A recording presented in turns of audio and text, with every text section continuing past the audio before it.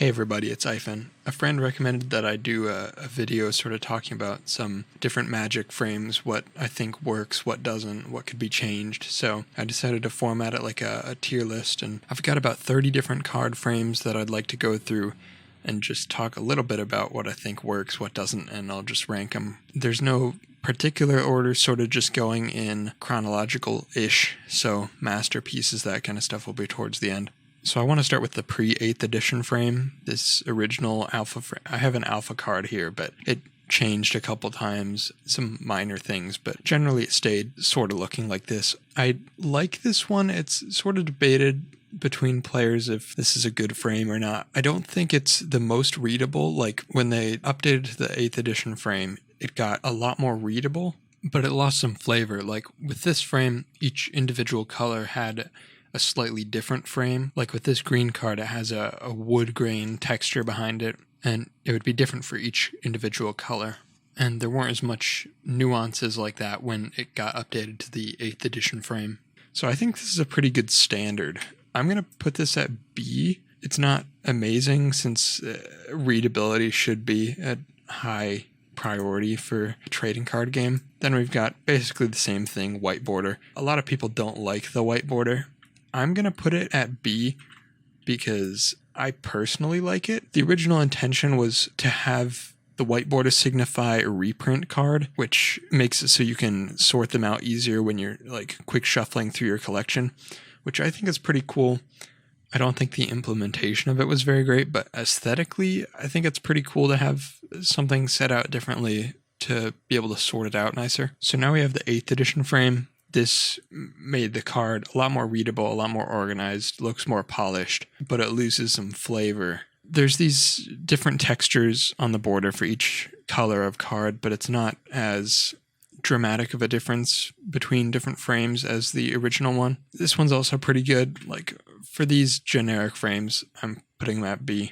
Now for the M15 frame, they didn't make that many huge changes, but I think the minor tweaks that they did do made it a whole lot more polished. The foil stamp on rares, the thicker border on the bottom for more readable collector's info. They got their own font, just minor changes that make the whole thing a lot more polished. This one I'm going to put at A. It's the overall most clean frame that they've done for the basic cards so far.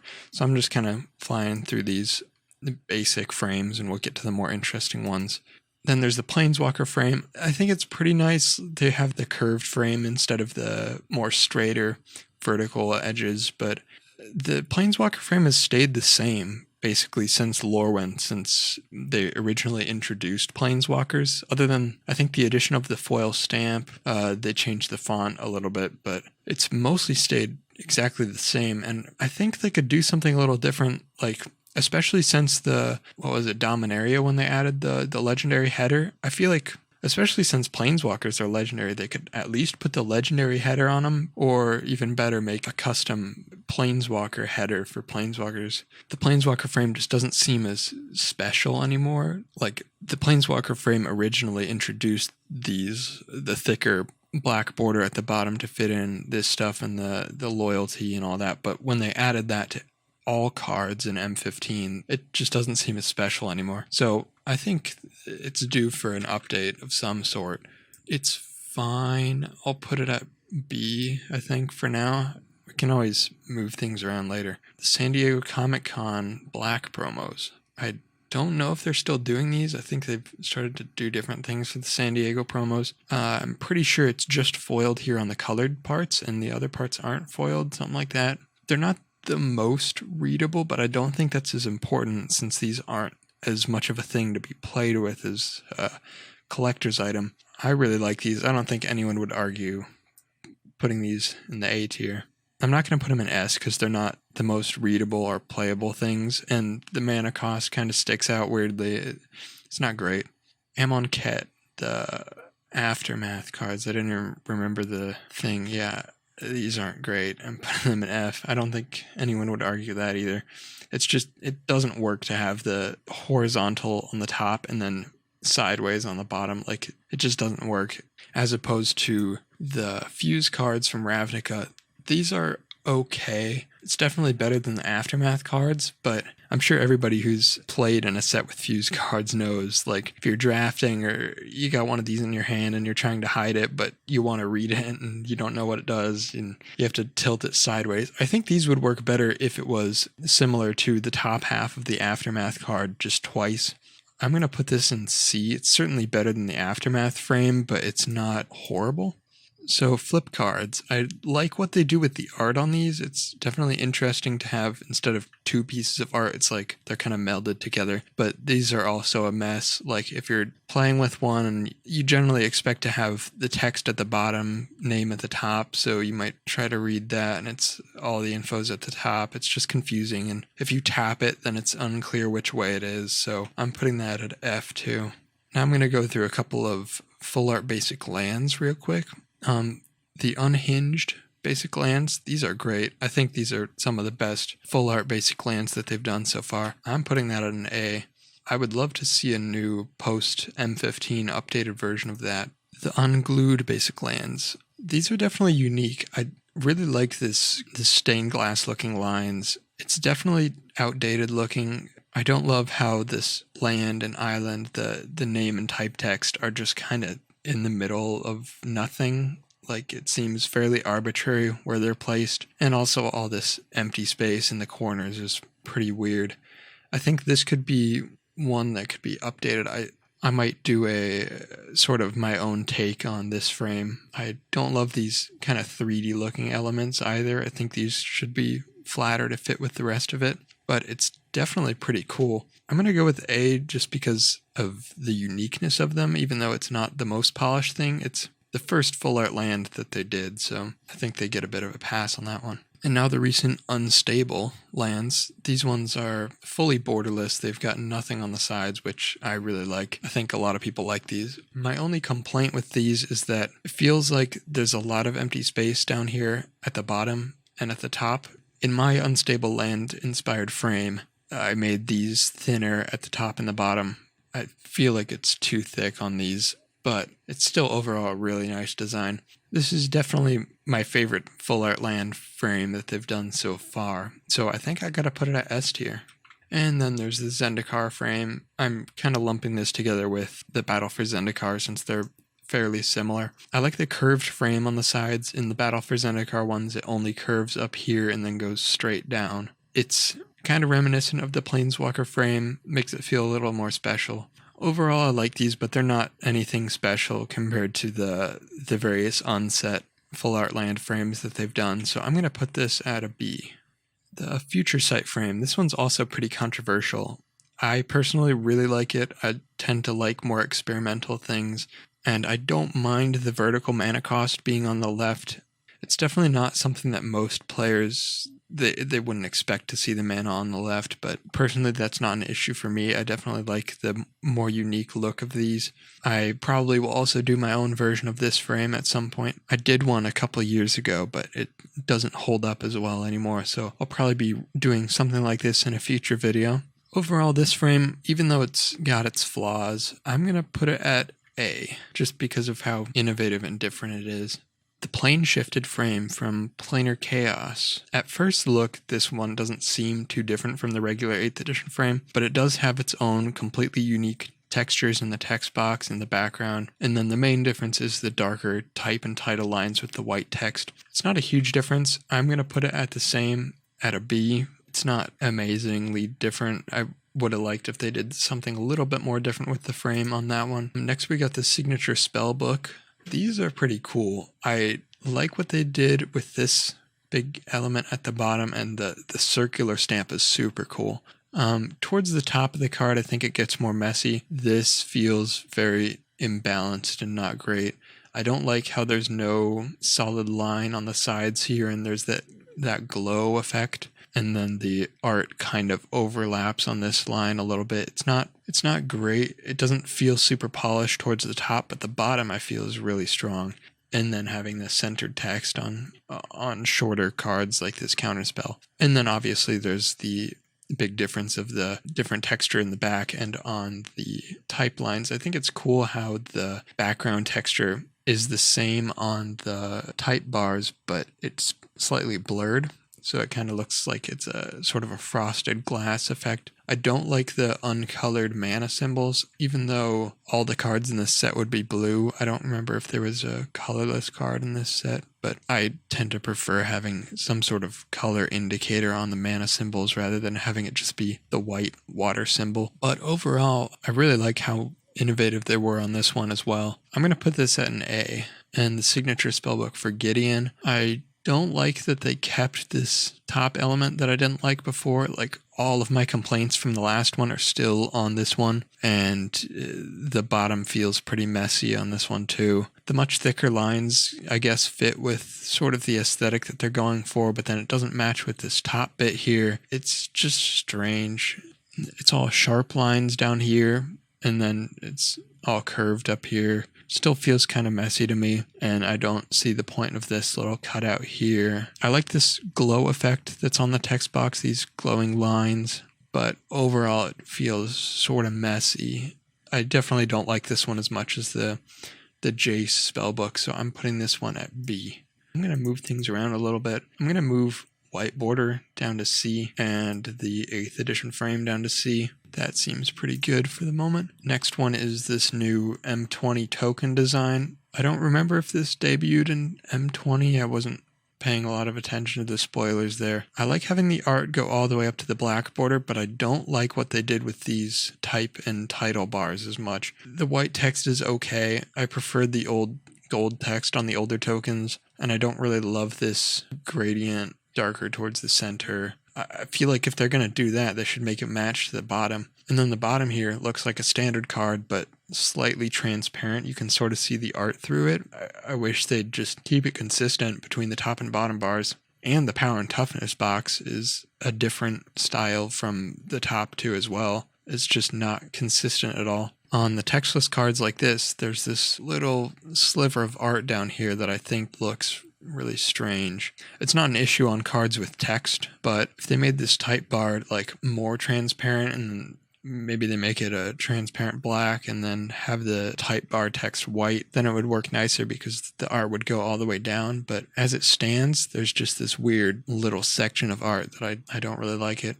I think they should almost just remove this line down here entirely. Maybe have the black border just slope in like that. I don't know. It could definitely be messed with, but I think this is sort of a sloppy solution. I'm going to put this at C. I don't like it as much as the previous token frame. The famous textless cryptic command, the player reward promos. It's a cool frame. Same problem as the Unglued full art land, where it's got all this empty space here. It's okay, not horrible aesthetically, but then there's the whole issue of printing a cryptic command with no text. I think this one's got to go at C. It looks okay, it's just not functional as a card, really. And some of the other cards that were put in that frame weren't as bad, but the cryptic command is the famous example of the cards that should not be textless ever.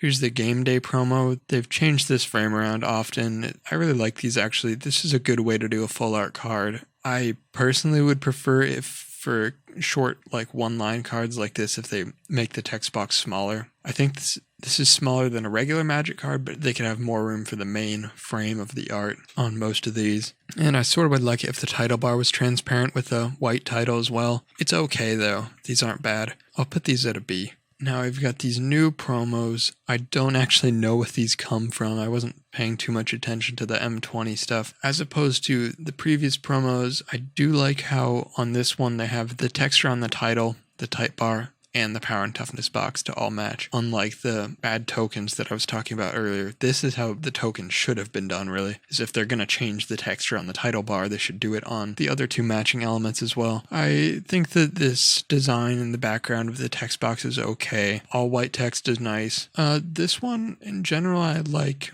I'm going to put these at a B. It's not as good as some of the other promo frames that they've done. Now we're getting to the more interesting things. So the Zendikar Expedition frame. This was the start of the whole Masterpiece series. I think they learned their lesson here from the previous textless promos that got some backlash, so they put the full text for all of these on them. I think they could have gone textless for the shocks and fetches. Everybody knows what those do, but I understand why they kept it. But I do think that they could have gone more transparent on this text box. I think they should have had white text here, get rid of this line, get rid of this whole background and make it sort of like a fade from black at the bottom, something like that. And then there's also this awkward space here of the Hedron looking texture. Again, it's sort of the same issue with those M20 tokens where the slope of this abruptly goes down, sharp angle, and then there's this empty space down here, but they can't really move this down there because the stamp's in the way. So that's always something that I haven't liked about this frame. And then the fact that it's not really full art. Overall, these were super cool when they came out, especially just because they were the start of this whole lottery card thing that they're still doing. These were sweet. I'm going to have to put them at A tier. Not quite S tier, I think. They could have more art for a card that's supposed to be full art, but they're definitely really nice. Now, the Kaladesh Inventions, the official start of the Masterpiece series. These ones are really nice. I like having the frame over here be partially transparent rather than the full, more normal card-looking design of the Expeditions. I don't really have any huge problems with this, and it fits so well flavorfully with the Kaladesh block. I'm going to have to put this at the S tier.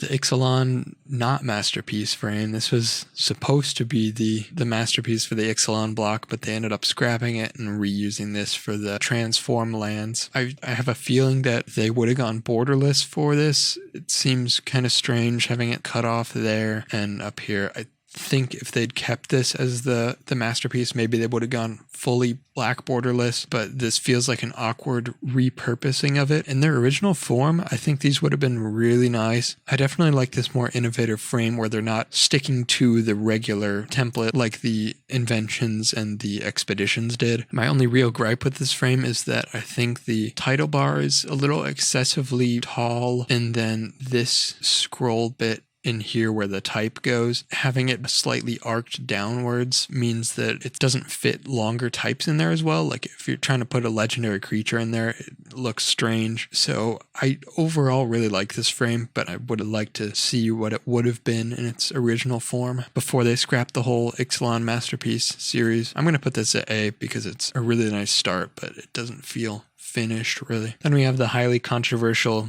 Amonkhet Invocations.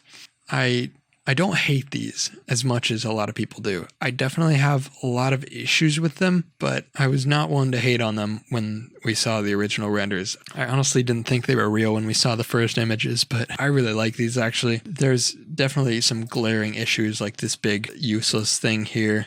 It feels like they're trying to adhere too closely to the 3D elements of this, like this big drop shadow here, the sides of these columns. I don't think it needs to be like an actual 3D object. There's definitely some cuts that can be made. And then, of course, there's the whole issue with the font. That was a huge controversy over it. These little hieroglyphic things, and then even once you decipher where the title is, it's harder to read what it actually says. And then there's the centered all caps text. Both of those things make it harder to read. I don't remember who it was. One of the designers said they were supposed to feel like you're reading hieroglyphics, like you're supposed to decipher it. But for players that have never seen these cards before, like you don't want it to be hard to read them. So I think with some font modifications, some cut downs on the frame, this one could have been a lot nicer. And it also is a pretty weird thing for the supposed full art promos to have smaller art than a regular card. Like these have much thicker borders than a normal card would have. There's definitely changes that could be made. This is similar to the scrapped Ixalan Masterpiece in the way that it's an interesting start, but it doesn't feel finished really. It feels more like a collector's item in its current state and not as much of a magic card that you can play with.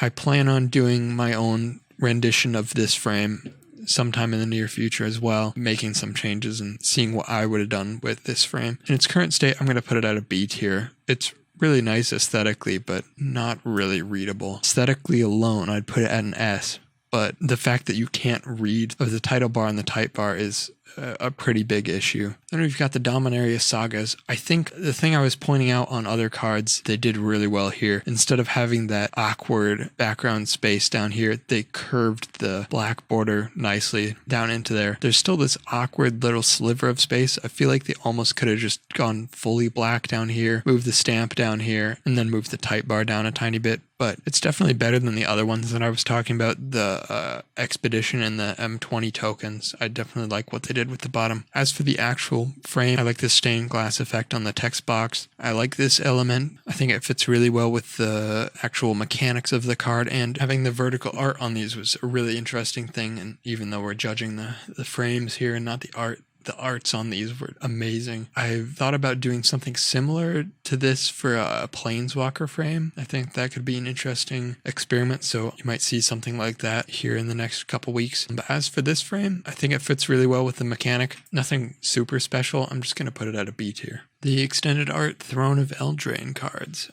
I'm not a fan of this frame. It feels really lazy having the whole frame fade out right here, like halfway through the type line. At least they could have cut it off cleanly and, I don't know, cut out this part, have the black border curve up nice towards the edge, and then remove the whole top part, but then it would basically be the same as the full art Planeswalker one. I can see why they wouldn't have a actual full art card, because they commission these arts around 4x3 landscape, something like that. So there's not actually art that would be able to go down here. They can't stretch it. So for these cards, they'd basically just stretch the art a little bit larger and just fill in these areas, and then just have that lazy fade out right there. It seems really messy. There's definitely a cleaner way they could have done this, especially the line going around the type bar. Like, that should be complete. There's no reason that it should go around the text box like this and then have this little sliver right here that just starts only to fade out immediately. It just seems like this is a minorly modified version of the regular frame that has a lot of things overlooked in it. I'm not a fan of this one at all. It's cool to have a borderless card,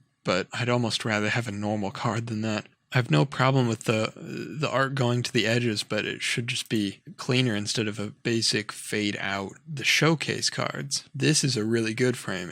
It's honestly kind of strange how they have one of the best frames that they've ever done in the same set as one of the worst frames. This frame is possibly my favorite Magic frame that's ever been made. How they changed the shape of the type and title bars to have the pointed edges, how they reworked the lines to be these vines wrapping around it, and redoing the texture to look like a spellbook, but they still keep the mana cost colored in, and they apply this to the power and toughness box. There's almost no complaints I have about this frame at all. The only thing would be maybe I don't like that the stamp comes down and then curls back in. I think that the stamp, they should just move it back down like how it is on normal cards, but that's the only complaint I really have for this at all. I'm definitely going to be making my own rendition of this at some point. This is definitely my favorite frame that they've ever done. It's kind of a shame that the only cards that are in it are adventure cards. This one's definitely S tier. And the last one that I have is the Borderless Planeswalkers. These are much better than the other Borderless mess that they have, mostly because the Planeswalker arts, when they commission them, it's already full art, it's already vertical, so they can just make it a little bit larger and have art to fill in all the edges. So these ones, they actually can have these sides and the bottom all filled in. The only real complaint I have with this frame is that the bottom is not actually black. It's just they usually darken the art towards the bottom. There's a couple of them that just look sort of strange because the bottom of the art isn't actually that dark, so it's not as readable on these ones. But for this Garruk, it's good. And most of them, it's fine. They darken the art towards the bottom. Other than that, only complaint is that it's basically just the regular frame with elements cut out of it. There's nothing really unique about it, but it's definitely nice. I'm going to put it at a solid A. There's nothing wrong with it, but it's not particularly special. Now, I'm sure there's some frames I missed and some things that I just didn't feel like were a big enough change to warrant putting in. And this is just my own opinion. I'm sure a lot of you will have problems with the full art cryptic command being at a C, whereas the feature site frame is an A. There's definitely things that could be debated in here, but this is just my personal opinion. I'm going to be making my own versions of some of these frames in the near future, mainly the Invocation, the Showcase, and possibly the Unglued and the Future Sight frames. Be looking out for that. Those are probably some of the next time lapses or tutorials that I'm going to be making. If you have any other ideas for videos you want to see, put them in the comments. I'll be reading all of them as usual. I'll see you in the next one.